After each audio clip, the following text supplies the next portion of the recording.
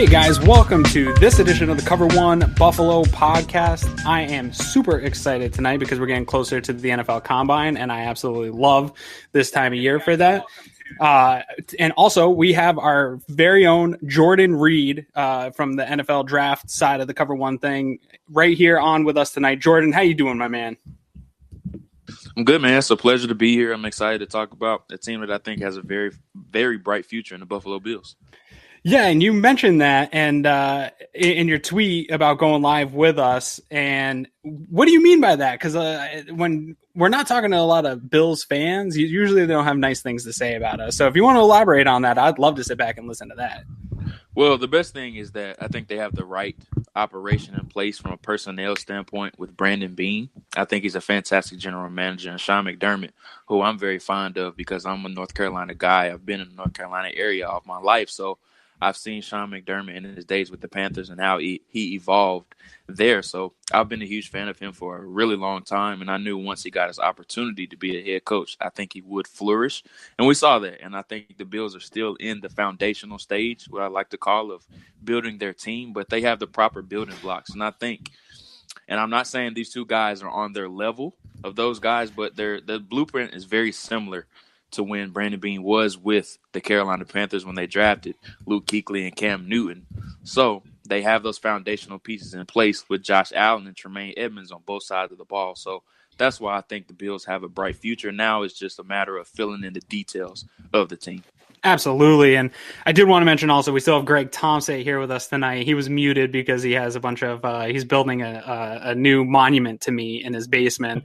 And I didn't want to interrupt that. Greg, how you doing, my man?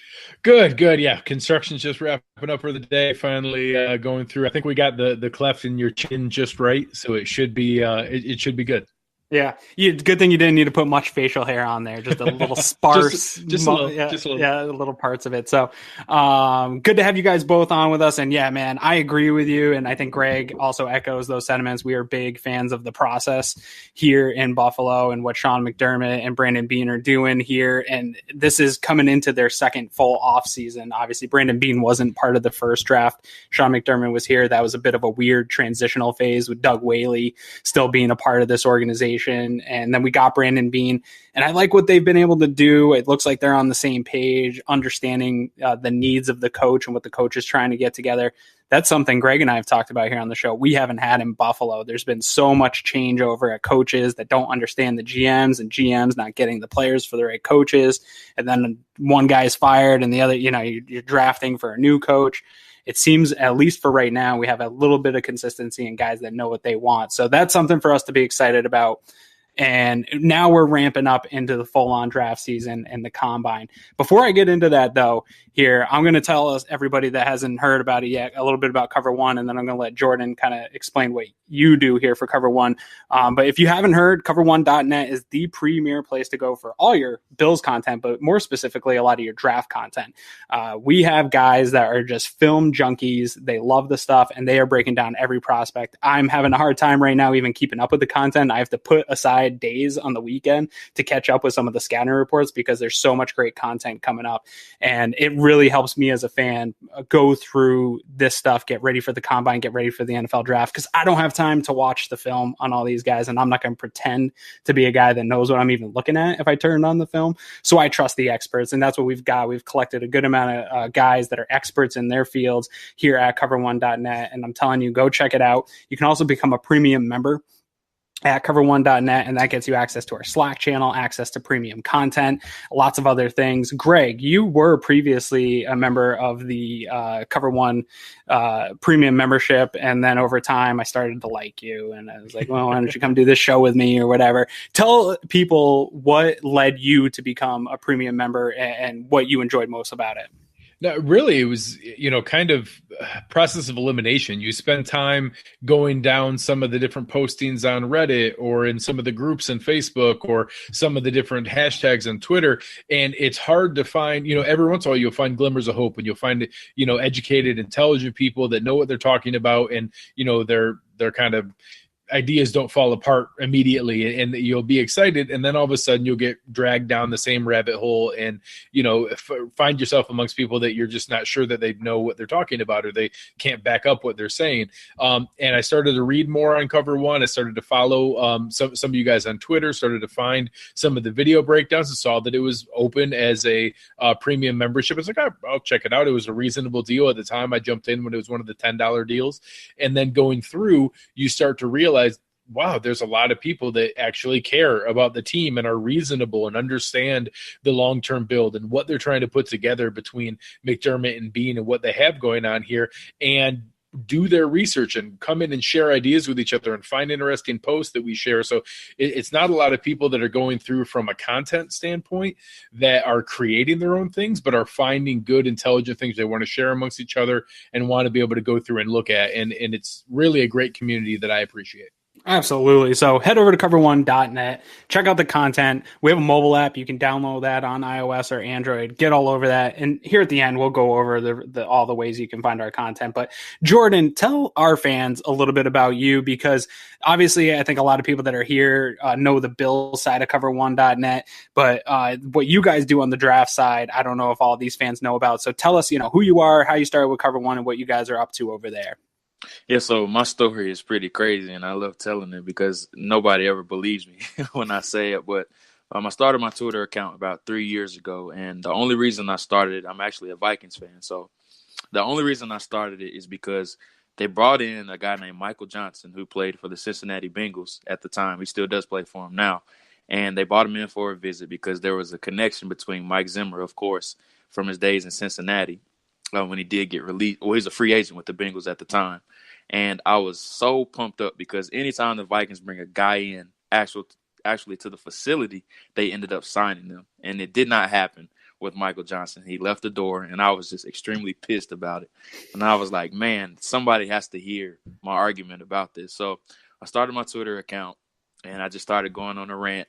And I only had like 3 followers after that first day. So I continued going on a rant. But basically, that's how everything started. But we ended up getting Danielle Hunter out of it, so it ended up working out for us. But like I said, I am a Vikings fan, and from there, I just started writing about the Vikings, and that's really how I worked my way up. But my love has always been the NFL draft, and so I branched out from there, and I wanted to expand my horizons a bit after being so Vikings-centric. So now I've expanded my horizons, and now I'm actually covering all 32 teams, and I've written for a ton of previous networks as well, but now I'm with the cover1.net, so I'm really excited about that. And basically what we do is we put up scouting reports, film review, and then big boards, positional rankings, you name it. We have everything on that side. So I'm really excited. I work alongside Christian Page and Russell Brown, who do a fantastic job as well. So really excited to be here. Yeah, we're excited to have you, man. I really am happy with the team that we put together, especially on the draft side.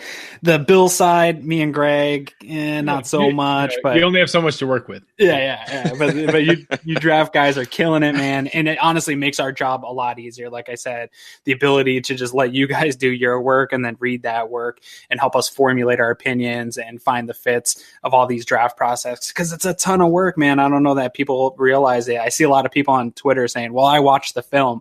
I call them out. I'm like, no, you didn't, because I know I didn't, but I read some guy that did. So it's nice to have you guys there to deliver that content, because the game's changing, man. I don't think a lot of these sites that do the draft stuff can get away with the content that they used to be able to get away with, of just kind of making hyperbolic guesses and stuff, when you have real guys out there analyzing the film like you do. So kudos to you guys, and I'm super stoked to have you here on the show today. Yeah, just jumping into some of the ideas for today, Jordan, I know that we talk a lot about exactly what Aaron just said. I think people have a perception of, well, I watch the film, and I'm very guilty of it. I go into YouTube, I put in the player's name. The first thing that always pops up is the highlight tape. And I can't lie, I've never seen a bad highlight tape. No. So everybody looks awesome in their highlight tape. So I get really excited. I'm like, this guy's amazing. This must be fantastic. And then you go read an even-handed, well-balanced, educated scouting report that has all 22 film, that's looking at the good, the bad, and the ugly. It's giving credit for the things they do well. It's marking the things that they do poorly. And then it's also earmarking the things that, hey, we haven't seen a lot of this. I don't know that they can do it. I'm not sure that it's bad, but we're not exactly sure. And we're going to get into that in some of the position group breakdowns we'll go through tonight. But maybe give everybody kind of the 1 minute overview of the difference between, highlight reel, TV angle scouting, and what you guys are putting together from an actual in-depth breakdown. Yeah, so there's like different variations of film. So you have a highlight video, of course, and then there's certain type of what I call cut-ups. I think that's the centric name in the scouting community. And what cut-ups are just basically just certain plays of a prospect. And then you have what's called all 22 film. And the 22 is just basically saying you can view every single player that's on the field. And that's something that we use in the scouting community. And you can get it on NFL Game Pass or things of that sort. Not the college film, but the NFL type of all 22. And it's just under coach's film. And it gives you a horizon of everything that you can see. And you're not going to be able to see, if you just watch a TV copy, guys like safeties or cornerbacks, especially down the field, because you just don't have the angle to see that. So watching this all 22 film, you'll be able to see exactly why this guy got beat or why he was able to be sticky on this guy and stay on his hip down the field. And also the all 22 angle, you have what's called a tight shot, where you can see the offensive line from behind their backs or in front of them. So it's really easier to evaluate those offensive and defensive linemen from that angle, as opposed to what I call the broadcast angle like you see on TV. I've heard the all 22 college black market is something else as far as getting your hands on different tape of guys, that it's its own community on the internet trying to find guys. You ever struggled to find tape on some of these college guys, or is it pretty easy to get your hands on this stuff? It's just all about developing relationships with that, because that's the only way you're going to be able to get your hands on this type of tape, because those college coaches are very protective of that film, because they don't want what they're running to get out there, because you never know who's able to view that all 22, and somebody that they're playing in the past or even in the present or in the future could get their hands on that film and some of the stuff that they're running. And that's why they're so protective over that film. So you have to go to a third party source in order to get this type of film. We're pretty sure that Eric is the Tony Montana of the all 22 film breakdown world. Yeah. So we'll see what he's got in his stockpiles. He's got like a million copies. I'm sure he has like Stanford and USC from like 1982. His connections go deep. Vintage film, we call that. Yeah. All right. Do we want to jump into let's get right into position breakdowns? So tonight we're going to focus mainly on the offensive side of the ball. I will start. I am a huge proponent of the, never pay running backs, belief. I don't like the idea that we still have both Chris Ivory and LaShawn McCoy under contract for a combined $12 million, and they're both 31. Well, the alternative to that is drafting their replacement and finding a guy that maybe this year is just coming in, whether it's a change of pace or truly a backup to Shady, but has the chance to develop into more. So what are you seeing overall for the draft class this year from a running back standpoint that maybe doesn't have the Saquon Barkley or the top end guy that we've seen in years past, but seems to have a pretty exciting depth in that the tier that is there? Yeah, and I'm right there with you. I'm not a big proponent of actually paying big money to these running backs, because it's just such a disposable position. You can really find, I don't want to say anybody, but you can find upper echelon talent to play this position. And I always thought day 2 is the sweet spot to draft a running back, whether that's the second or the third round, or even early in day 3 in the 4th round, because you're able to get value at that spot. We saw it with Kareem Hunt. Unfortunately, he had a situation that happened, but even a guy that's on your roster right now, and Shady McCoy, he was drafted in the 2nd round, and a guy like David Johnson, who the Cardinals found in the 3rd round. So you're seeing guys coming into the league and translating so quickly in those mid rounds, and there's going to be plenty of guys that's going to be in that area. A guy like a Devin Singletary from Florida Atlantic, who I think could be potentially be a good fit. Another guy, David Montgomery from Iowa State, could be another option as well in that 2nd or 3rd round. But if you want to go even later down the line into the 3rd and the 4th round, a guy like Damian Harris or Darrell Henderson from Memphis, all of those guys could be fantastic options as well. It's just a matter of exactly where you want to take these guys. But I think the Bills will be wise to take them in the 2nd, 3rd, or 4th round, especially having 5 picks in the first 4 rounds. I think they would be wise to take a guy on day 2. Now, out of those guys that you mentioned that maybe fits for the Bills, I know Holyfield is a guy also that your boy Russ seems to be very excited about. out of some of these guys, or maybe even guys that we didn't mention yet, who do you expect this coming up with the combine to really stand out, really get fans' attention that maybe haven't been thinking about him yet, that you've seen just displays some crazy athleticism, some crazy skills that's really going to stand out in the combine setting? Do you got anybody like that? Well, I think Damian Harris, I think he's going to test much better than some of these other guys. But, I mean, a lot of these guys are really the same. We don't really have a Saquon Barkley that's just going to test off the charts at the combine. But as far as a guy that's going to run like a 4.3 or anything like that, I just don't see that in this group. So I expect a bunch of low 4.4s or high 4.5s. I think that's going to be the median for this group. But one guy who could run really fast, and I think his stock is going to rise after the combine as well, his name is Travion Williams from Texas A&M. He's about 5'9", 200 pounds, so he's more of your scat type of back. But I think they need that pass catching option out of the backfield because LaShawn McCoy isn't going to be the long-term solution there. He's entering the final year of his contract, and we know they're going to need a younger guy in the building that can be that pass catching type of option, but also that smaller scat type of back as well that you can complement a bigger back to. And I think Travion Williams could be that 1B type of option in someone's backfield, especially in Buffalo. When you're looking at the film breakdowns, obviously it's different when you see your Jacobs or Harris go through the SEC schedule, Holyfield, guys like that. How do you take into account someone like a Darrell Henderson that goes back-to-back years with almost 9 yards per carry? Because I can't lie, his highlight film is ridiculous. How do you take into account how much of that will translate, how much of that is the level of competition? And not only that, he doesn't have an amazing team in front of him that every time they came into that game plan, they had to know, hey, Henderson's going to get the ball an awful lot. How does that kind of thing translate for you from a system and a team like Memphis? And it's really tough and it's really hard to explain. I will say that because it kind of takes a special gift in order to isolate these guys from their situation. And you take a guy like you said, a Damian Harris or a Josh Jacobs, you just have to evaluate their traits overall as a whole. And we know Josh Jacobs is a mean, tough runner as opposed to Damian Harris, who is a mean, tough runner as well, but he's not as elusive as what Josh Jacobs brings to the table. And then you take a guy like Darrell Henderson. I mean, everybody on the field knew that he was getting the ball, and he was still able to produce. So obviously there's some talent there, and this guy put up all-world numbers. And it wasn't just at Memphis. I mean, you go back to him in high school as well. He won the state championship. He has that type of bloodlines to where he's just a winner, and he just produces when he is on the field. So the talent is obviously there, but this is a situation where you just have to isolate his singular or his particular traits that he does bring to the table. And the biggest question about him is just, is he going to be able to catch out of the backfield? That's going to be his biggest concern. And I think he is able to do that. He just wasn't asked to do it a lot at Memphis. And that's another area that you're seeing a lot with the running backs in this draft. A lot of them don't have receiving production because they were so productive on the ground as far as a rusher. And their offense was so reliant on a rushing attack, you never got to see them catch the ball out of the backfield. And a guy I used, for example, last year is Darius Geis. We didn't get to see him in his rookie season, but when he was asked to catch the ball out of the backfield, he looked plenty fluid doing it. And a lot of people like to say that, well, they didn't catch the ball out of the backfield. They didn't have the production. Some guys just weren't asked to do it. So that's another example where you just have to isolate their certain clips or the singular clips that they do have of performing these traits and how it does apply to the NFL onto the next level.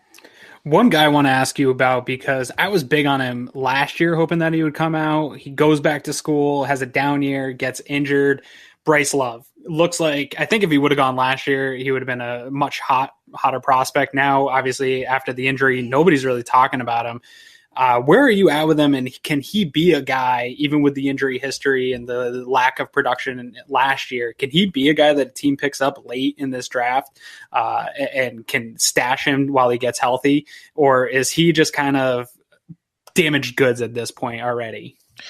I think I have a late fifth on him right now. Of course, the ACL is really scary with him, and he's already a smaller back. Right. So, and I think he's definitely a guy that did benefit from a really good offensive line at Stanford. They had a down year last year, but when he was in the Heisman race or 2 years ago, I think he did benefit a bit from them.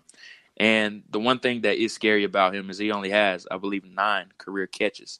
So that's really scary about him. And then when he did get the opportunity to catch the ball out of the backfield, he just didn't look fluid doing it. But I think if he's put in a zone scheme, I think he can be a contributor. But I'm just big on wear and tear with running backs, and he has so many miles on his body, and he had over, I think, 4,000 yards in his career and 2,000 yards when he had his breakout year during his junior year. And now you're starting to see his body kind of break down, and he's already a smaller guy. So I would take him late day 3 if he was there, but I wouldn't bet on him like being a heavy contributor early on.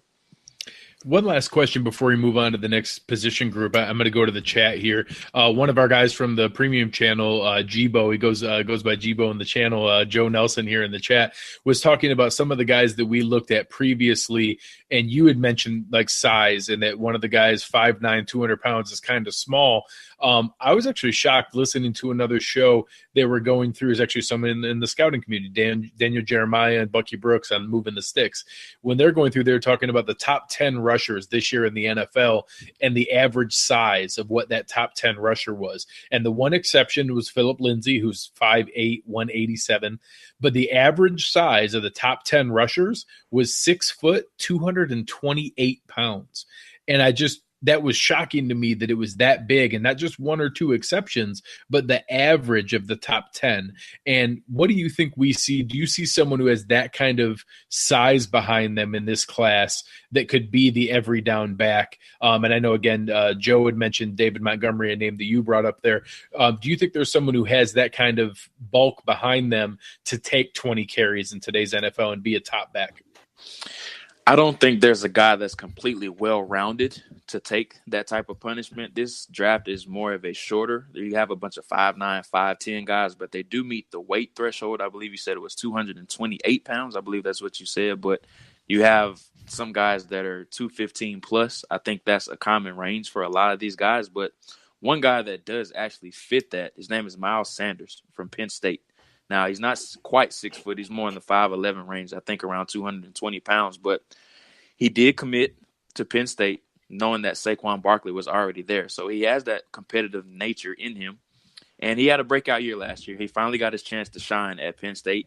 And he had a fantastic year. Now, he doesn't have the gaudy numbers. But if you go back and look at the tape, he has really good traits. And he's a guy you could get in the 3rd or 4th round. I think he's going to go a bit higher than what I'm actually expecting. So because he doesn't have a lot of wear and tear already on his body, and he has, I think his best playing days are ahead of him. So just keep an eye on that name. Miles Sanders, I think, definitely could be one. And also Bruce Anderson from North Dakota State. I think he's another option that could be there in the 4th or 5th round. That's all awesome information.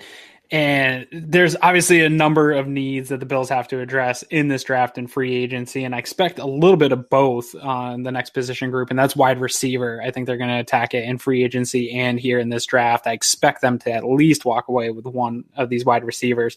And it's a good year, I feel like, to walk away walk into it needing a wide receiver. I've got some crushes that are going to be here at the Combine. I always fall in love with wide receivers. It's an easy position to fall in love with, guys. But can you kind of just give us a general feel for the guys coming into this Combine at wide receiver that may fit what the Bills are going to be looking to bring into this young wide receiver group that they already have? Yeah, so just speaking quickly on what the Bills already do have in place, I think they have a bunch of guys that are glorified wide receiver 2s at this point. And I know Robert Foster came on really strong. He was a pleasant surprise as an undrafted free agent. Zay Jones has proven to be reliable, but I think he's more of a number 2 type of guy. And Isaiah McKenzie was another guy who was a pleasant surprise. But what you're seeing is the Bills have a bunch of number 2 and number 3 wide receivers. So what they need to get in the door is that go-to number 1 dominant type of wide receiver, which is what they don't currently have on the roster. And maybe you bring in a guy like a DK Metcalf, maybe not at 9, maybe if you want to trade back and eventually get him. But if he blows up at the Combine or does really well, I think you can justify taking him at that 9th pick, because now you have that big go-to wide receiver for Josh Allen, and that's just something that he needs on the perimeter that he doesn't currently have. But if you go on down the line, another guy that I love is Kelvin Harmon from NC State. He's another big body, wide catch radius type of guy that just understands how to get open. And now if you don't want to go with those 2 guys, maybe you move along to your 2nd round and you get into guys like a Deebo Samuel from South Carolina, who seems to be trending upwards since the Senior Bowl, who he was fantastic down there. Riley Ridley is another guy that could be an option in the 2nd or the 3rd round. And N'Keal Harry is another guy that could go in the back end of the 1st round if he does run well at the Combine, or even into the 2nd round. So the Bills are going to have their plethora of options if they want to trade back from 9 and take their guy, or if they want to wait until day 2. Go ahead, Greg. I know a guy that I brought up earlier, and I think someone who kind of falls into the trap of what I mentioned, that I absolutely went head over heels for his highlight tape, but as I've read more of the film breakdowns on maybe some lack of maturity in the route running, ability to get low and in and out of breaks, how about someone like Hakeem Butler from Iowa State, where, I want someone for Josh Allen who can go up and high point a ball, amazing catch radius, contested catches, and he seems to check those boxes on the highlight film. But what have you seen maybe in the more in-depth breakdown, and whether that kind of measures up from a play-in, play-out standpoint? Yeah, and it's great that you mentioned him, because I actually forgot him. For some odd reason, I always forget him, because he's a guy that is really raw, and I compare him to Plaxico Burress. That's exactly who he reminds me of. He's a guy that plays above the rim. He goes up and gets the ball, but he needs to perfect the details of the position and the prior point to the catch point, if that makes sense. He needs to work on his releases at the line, and his route running isn't as defined as it should be, or as it will be in the future, I think. But there's some questions about just how fast he does run, and that's something that I will be looking at very closely at the combine. But as far as a catch point and going up to get the ball, he plays exactly how a 6'5" receiver should, and that's something that could mesh really well with Josh Allen, because, let's be honest, guys, we know he's not the most accurate type of quarterback. So if you get a guy that can come in the door, that has a fantastic catch radius, that Josh Allen can just throw the ball all around the yard to, that has that wide catch radius, and you just tell him just to go up and get it, I think that definitely could be a fit. That's interesting. I've never heard that about Josh Allen. No.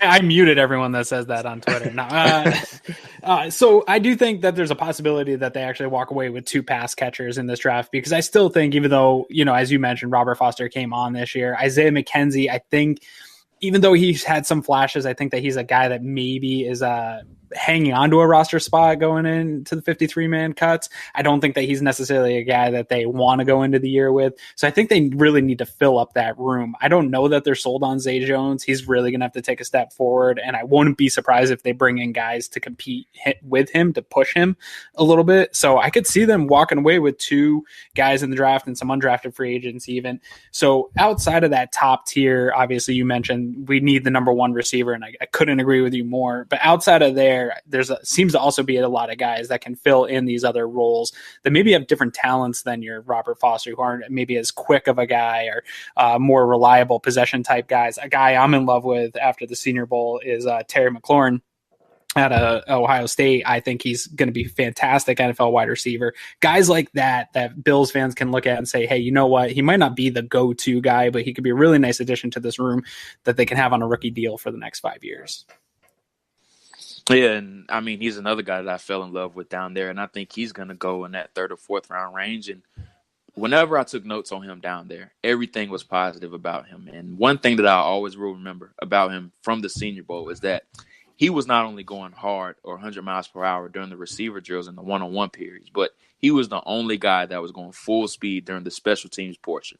And that's something that you want to see with these receivers, especially mid-round type of guys, because that's how they can separate or differentiate themselves, because they're going to have to play on special teams. You have to be able to provide some type of special teams value.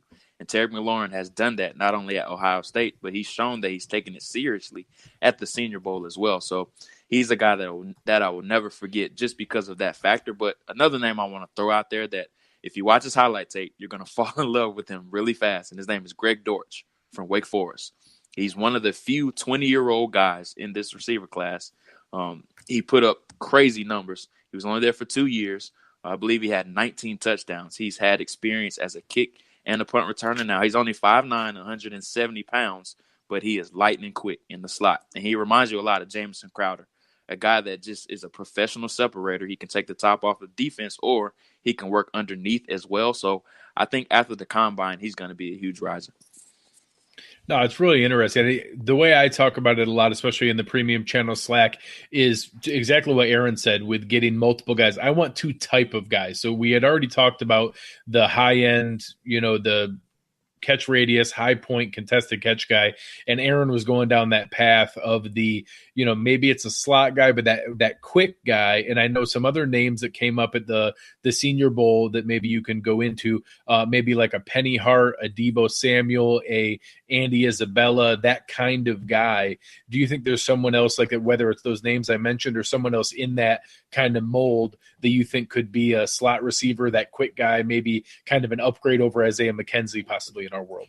Yeah, those are pretty much the basic names that you mentioned. Andy Isabella is a great name. I think he's the guy that's strictly going to be in the slot, and he stood out at the Senior Bowl. I thought he had a pretty decent week of practice overall, and then you're getting into other guys like a Mecole Hardman from Georgia. I think he could be an option there as well. So all of those names that you did mention, I think they definitely could be good options in the slot. And then another guy, Terry Godwin, who's another Georgia receiver as well that performed really well at the East-West Shrine game. I believe he had 3 touchdowns down there. So he really stood out down there as well. So they're going to have their options, but it's just a matter of what type of receiver do you want in this class, because there's all different styles and flavors. It's just a matter of what exactly you prefer. Music to my ears, man. I love hearing that.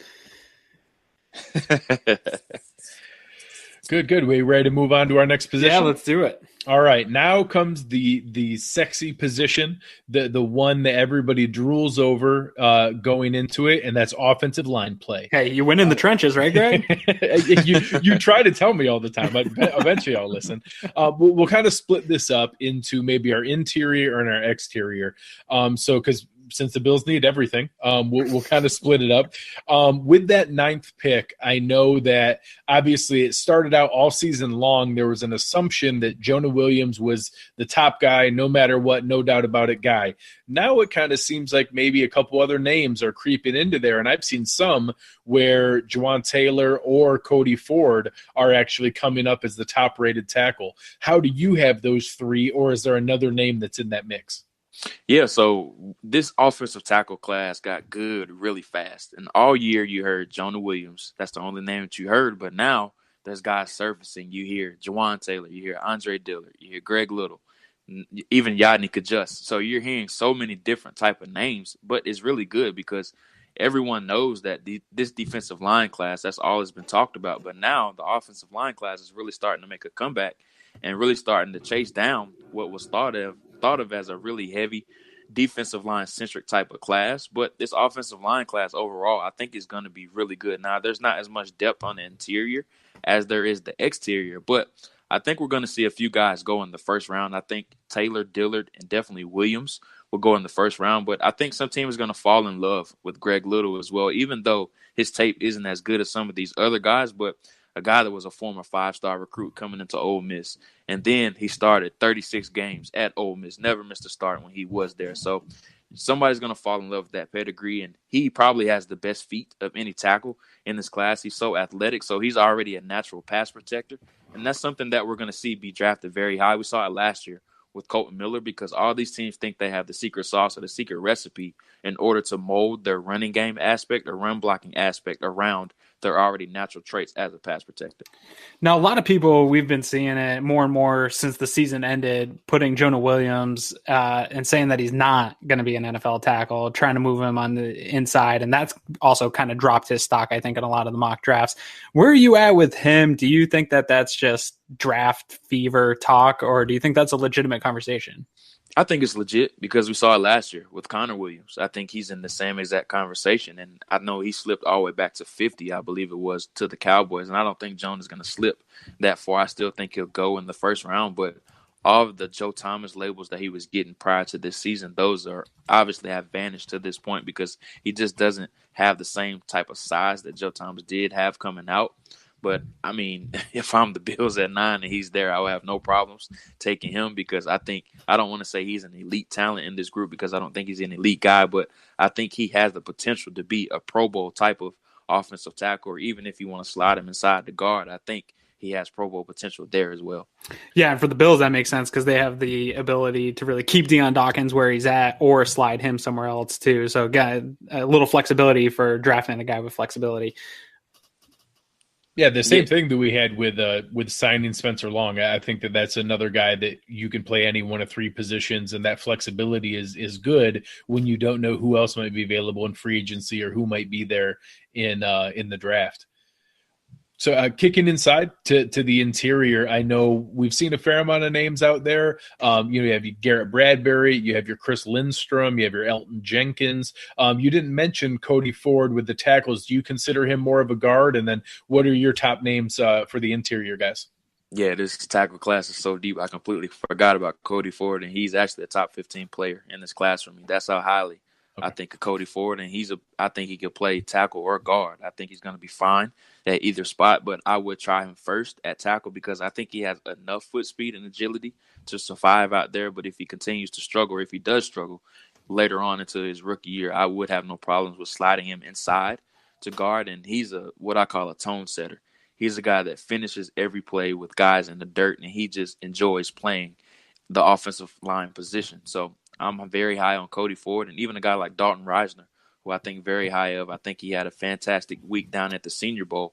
I think he may have to slide inside to guard, but he's another guy I would try at that right tackle spot. But he does have some experience at center. He played center his first 2 years at Kansas State, and that's a position he said he is very comfortable with. So now you're getting in a situation where, like another former Kansas State offensive lineman, Cody Whitehair, who was in a very similar position as well coming into the draft. So maybe he could be in that same type of similar situation. But some other guys that really stuck out down at the Senior Bowl, Garrett Bradbury, who I think is a fantastic fit in Buffalo at center for competition with Spencer Long. And I know nothing's going to be guaranteed to Spencer Long as far as a starting position, but if they want to take Bradbury in the second round, I think he would be a really good fit. Now, he has to be in his own scheme, so I think it would be really fine in Brian Daboll's system. Elton Jenkins is another name that could be a fit there in the second or third round. And Chris Lindstrom, who is starting to make a soar up boards here late after the Senior Bowl as well. I think he could be another option as well. Yeah, that's all good stuff, man. And Dalton Reisner, I know you know a lot about Sean McDermott and Brandon Beane, and I don't know if you know what they've been preaching since they got here and the process and the types of guys that they've gone out and got, the Harrison Phillips of the world, these guys that are just blue-collar guys. And Dalton Reisner, when I was watching the interviews at the Senior Bowl and then some of the highlights you guys were all putting out of him just finishing guys, I just thought to myself, Sean McDermott's getting goosebumps watching and listening to this guy. Yeah, this is his kind of guy, and it just stood out to me. It was the offensive Harrison Phillips. We knew that Harrison Phillips was going to be a Buffalo Bill the entire draft process last year, and he's now that guy that we're like, Sean McDermott wants that dude. And that's hilarious because all draft process, I was calling him Kyle Williams Jr. Yeah. And I'm like, man, this guy's going to end up on the Bills. He looks exactly like Kyle Williams. They're built exactly the same as well. Yeah, it's awesome. Ready to move on to the last and final, and maybe could be the most important position for the Bills this offseason in their hunt to find a tight end. Obviously, we had Charles Clay for a number of years. He never lived up to the production that his contract was drawing, that he was going to need to live up to with the bad knees. He's finally released. He's out of town. Jason Kroom, the lone tight end sitting in Buffalo right now, probably a tight end 3 on most rosters, if on a roster at all, I would say. So obviously a huge position of need. I think that it's definitely something they're going to address in free agency. They don't want to roll into the season with just a rookie and Kroom as the 2 go-to guys in this offense. So I think they'll address it there, but I also think that it's almost a guarantee that they're going to walk out of this draft with somebody in the first 3 rounds at tight end. And I think it's a little top heavy, but maybe you'll be able to steer me wrong. I'm going to just a full disclosure here for the fans. I am all about Irv Smith Jr. and I will not be talked off of this hill. He is my guy, and I can't be told any other way. He's my draft crush of the year. And so if you have anything bad to say about him, I'm just going to mute myself for a little bit. But no, go ahead. Take it away. Give us your general on these tight ends. Well, I'm a big Irv Smith Jr. fan as well. And you talk about a guy that has NFL bloodlines. His dad was a former first-round pick of the New Orleans Saints back in the 90s. He's only going to be 20 years old, doesn't turn 21 until August. So he has that ceiling that you love to see, and maybe his best days are ahead of him. And he does need some work as a blocker. They really didn't use him in line as much. He was more of what I call a split zone type of blocker where he came across the formation and tried to block those defensive ends on the backside. That's really all he was really used for. and on the hip of the offensive tackle. So he needs some work as an inline blocker. But, of course, that's something that could be coached into him. But as far as a route runner and just knowing the nuances of the position and knowing route details, he has that. And I think he's the complete package as far as a route runner. And he's able to settle down in zone coverage. He knows where the green areas are in zone coverage or the soft spots are. And he has just an innate ability to defeat man-to-man coverage out of the slot, split out wide, or from the three-point stance as an inline as the inline position. So I just think he's the complete package once he learns how to be more of an efficient blocker, I will say. And he's not a complete zero or anything like that as a blocker. I just think he needs some more work in that area. And it's just because he hasn't had a lot of reps at doing it, because he was mainly preached or taught up as a pass catcher, and he played a receiver in high school. So he doesn't have a lot of experience as a blocker overall. And I think the sky's the limit for him. But the biggest draft crush for everybody on Twitter right now is TJ Hawkinson from Iowa. That's a bad man. He's a fantastic prospect, and he's a guy that's probably going to finish up in my top 20 definitely. And you talk about a guy that has an offensive lineman mindset as a blocker. He definitely is that. And he's a very reliable as a pass catcher as well. And he's not a guy that's going to run a well-diverse route tree, but if you keep it simple for him and not ask him to run a whole bunch of second or third level type of that has various deep cuts in routes, I think he could be completely fine with that. And he's not going to be completely reliable as far as beating man coverage or anything like that. He's not that type of guy. But if you can incorporate him on some type of play actions, which the Bills offense is very fond of, is very heavy on those type of play action passes, I think he could be a fit there if they do end up trading back from 9. I think 9 is a little bit too high to take him, but I do still expect him to go in the top 10 of the first round. And then his teammate, Noah Fant, I think is going to be a fantastic prospect as well. Not as great of a blocker, of course, as Hawkinson, but as a receiver, I think he's a complete package. He's a guy that reminds me a lot of O.J. Howard coming out of Alabama. I think he's that type of mismatch and ultimate weapon that you can use not only in the red zone, but in the open part of the field as well. I know it's interesting, and you reference the 3 names that everybody talks about. Is it as defined of a tier as what we see with, you definitively have Hawkinson, Fant, and Irv Smith, and then a what seems to be a pretty big gap, and then you get into your Caden Smith, your Caleb Wilson, your Sternberger, your that next Isaac Nada. Is there as big of a gap as what it kind of seems with that top group, or is there anyone out of that next tier that you think maybe could sneak their way up there? Yeah, I think it's a big gap between those top 3 and that next tier, but that next tier is really good. I don't want to knock them or anything like that. It's just that top 3 is so good that they really differentiate themselves from those guys because they've had a bit more production than those guys, and they flashed a bit more than some of those lower tier guys or second tier guys, I should say. But now you're getting into some guys that were maybe one-year wonders or just didn't produce as much as you was like a Dawson Knox from Ole Miss, Isaac Nada from Georgia. And a guy that's really starting to rise, he's actually my first guy in that second tier right now. His name is Jace Sternberger from Texas A&M. He's a guy that was a former quarterback, and he started off at Kansas, I believe it was. He went to junior college his second year, and he's a guy that was another one-year wonder at Texas A&M. But he was just a fantastic red zone option and open field option as well. So he's a guy that puts you in the mind of a Mike Gesicki from last year. Now, he's not as athletically gifted, I couldn't get that out, as a Mike Gesicki as last year, but he does provide the same type of options as a receiving option from a flexed out position or an inline position as well. And another name I think is going to go a bit later than what he should simply because he didn't produce, and his name is Alice Mack from Notre Dame. He was the number 1 recruit coming out of Las Vegas a few years ago. He was a highly, highly sought-after recruit coming into Notre Dame, but he just didn't produce as much as you would like because he had some other guys ahead of him, and he was never able to overcome them. But Notre Dame is a school that really uses their tight ends more as blockers, and they don't really get to show off their receiving prowess. But when they did throw the ball to him, he really did flash. So just keep that name in mind. I think he may be a name that could rise over the next few months as we lead up to the draft. Speaking of his name, you just burst my bubble. I totally thought his name was Alizé. Yeah, that might be how you pronounce it. No, I just sounds better. It just makes me happy to think that the Bills might be able to draft someone named Alizé. I like it. So yeah, he's a good player though. Overall, obviously, we touched on those major positions. The Bills clearly are not scouting or looking for quarterbacks. We have Josh Allen is obviously the future. They've got the rest of the room figured out at least for the next 2 years here. Is there anyone else that we didn't cover here on the offensive side of the ball that just screamed Bills to you? You know, obviously we're talking like that Dalton Reisner, or, you know, how you kind of saw that Harrison Phillips fit last year. That anyone that we forgot to mention or anything that screams Buffalo Bills need this guy to come out of the draft? Well, I didn't get to go in depth about him, but his name is Jawan Taylor from Florida. I'm sure you guys have heard about him a lot. And I think the evaluations are going to be a bit mixed with him because some teams are going to want to put him at guard and some teams are going to want to put him at tackle. Even though draft Twitter is really high on him right now, he does struggle against speed. But as far as a guy that is just a complete butt kicker from an offensive lineman standpoint, he definitely is that. But I love his story.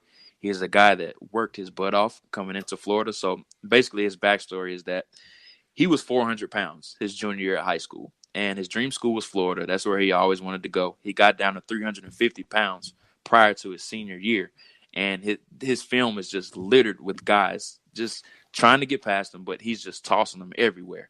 And that's really how his Florida career went as well. And the Florida coaches saw his determination his senior year of high school, and they ended up offering him, but he wasn't this highly sought after recruit coming into Florida. He worked his way up the depth chart to where he was the starting left tackle his first year there. And then things didn't work out as the starting left tackle. He transitioned over to the right side where he seemed to be more comfortable. And he had his breakout year last year. And you look at him against Josh Allen, you look at him against Brian Burns, he's just stonewalling those guys every single play. So I think a guy that's just a complete blue-collar guy that just loves to kick the other guys' butts. I think that's something that Brandon Beane and Sean McDermott are going to love to see on film. So whether that's at guard or tackle, I think Jawan Taylor definitely could be a fit. That's an interesting backstory because I hadn't heard that about him. I've obviously seen a lot of the just mock drafts mocking him there, but I do know that Sean McDermott, Greg, you can attest to that. Sean McDermott and Brandon Beane love guys with chips on their shoulders that are looking for a chance to prove themselves. That extra thing that you can't quantify with stats, they love that stuff. It's crazy. Like Eric's done a fair amount of breakdowns of him and shown his film. He has like this bionic power that I swear when he gets his hands on players, it's almost like they're shocked and no longer allowed to move. Like he's so powerful that they're not even wiggling or fighting away. He's just like, nope, I have you now. You don't get to move anymore. And it's crazy how visible it is on the film that when he gets his hands on you, you're done.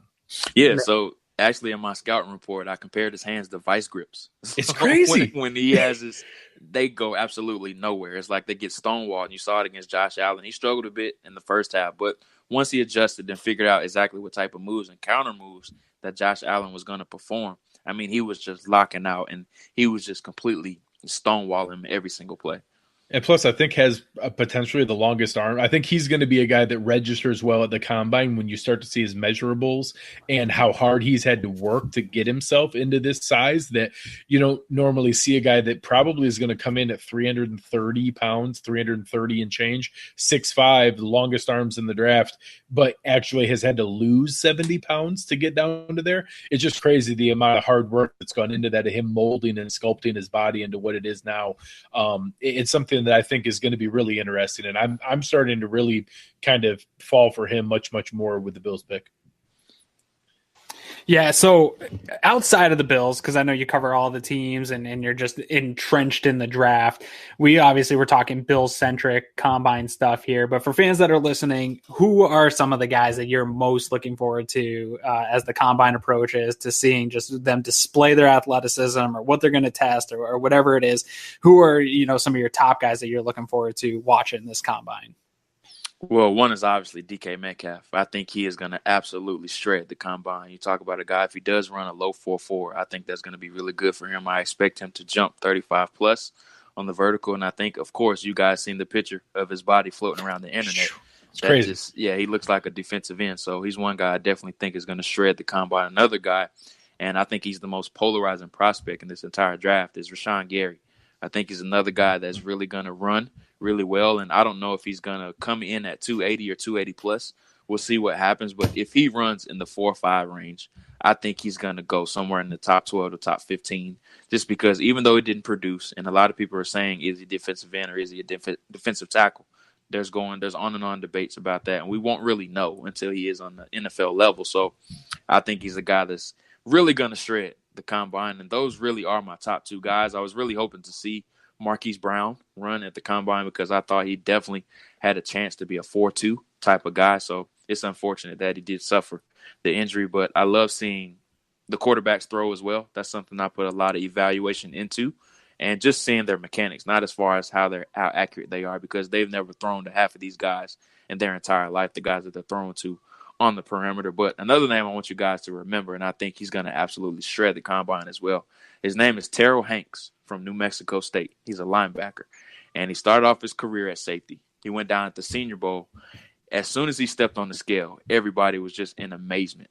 And you talk about Brandon Beane and Sean McDermott were there, and I actually was looking at them, and they were just in amazement when this guy walked across the stage. He's a former safety from Florida. He went to high school in Florida, ended up at New Mexico State. They transitioned him from safety to linebacker upon his arrival, and he's put together 3+ 100 tackle seasons since he's been there. And down at the Senior Bowl, he was just fantastic, and I thought he didn't get as much notoriety as he should have. And in a down linebacker class after Devin White, Bush, and Mac Wilson, I think right now he's my top guy in that second tier. And I think it's going to be a Darius Leonard type of situation with him, where it's going to surprise with how high he does go. I think he could go as high as in the top 40. And I'm not saying he's going to have the rookie year that Leonard had, but just from a draft stock perspective, I think he could go in the top 40 to top 45. I love those converted safety guys. I always fall in love with those guys.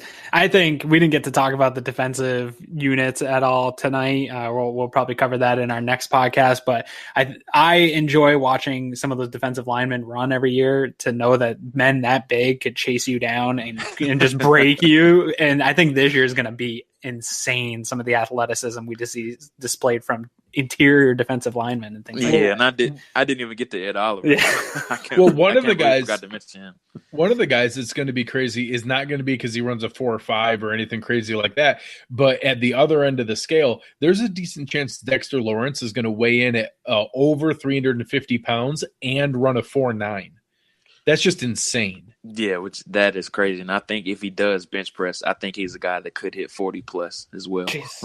Yeah, he is just a freak of nature. Yeah, I just honestly, one of those big defensive linemen are on the screen. My jaw drops to know that humans can move like that at that size is unbelievably insane. So anything else you got for Jordan, Greg? I think I'm out of the offensive side of the ball. No, it's awesome. Again, I'm ecstatic that we didn't have to talk about any quarterbacks. All I care is that other teams fall in love with quarterbacks. So I hope that the quarterbacks do fantastic at the combine. I hope they interview out of their minds. I hope everyone falls in love. You could take whichever one you want. Just come get pick number 9. Just get your quarterback. That's all I care. That's all I care is you need that 9th pick to do it, and that you love quarterbacks. Everyone should love quarterbacks. We just don't have to. Yeah, no, I totally agree. And so, Jordan, where the people must have loved listening to you better than the two of us dummies that come on here every week. So where can they find you? And let us know kind of also what you're up to here and what kind of content you got coming out the rest of the draft season.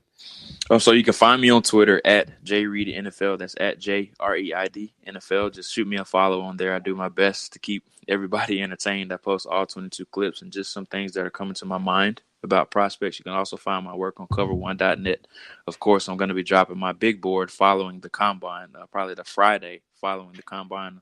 I'm going to put out another mock draft probably here in the next 2 weeks. And then on April 12th, I'm actually releasing the second edition of my draft guide. And I'm going to make sure I get that guide to you guys as well. It's something that I do every year. I'm actually up to 150 prospects right now, and it's my actual draft board. Wow. I have strengths and weaknesses for every single prospect as well, and the targeted draft range that I think every guy is going to go in as well. So I'll make sure to get you guys a copy of that, and that's going to come out April 12th. Fantastic. Awesome, man. I'm hoping that we can have you on at least a few more times here before the draft gets here, just to, keep our fans educated, because it is a long process between now and the draft, and a lot of stuff changes, and you guys are watching more and more stuff, so opinions change and things like that. So we appreciate you coming on tonight, and I can't wait to have you on again. No problem. Anytime. Thank you guys for having me. Yeah, man. Thank you. Greg, what are you up to, man? How are you doing?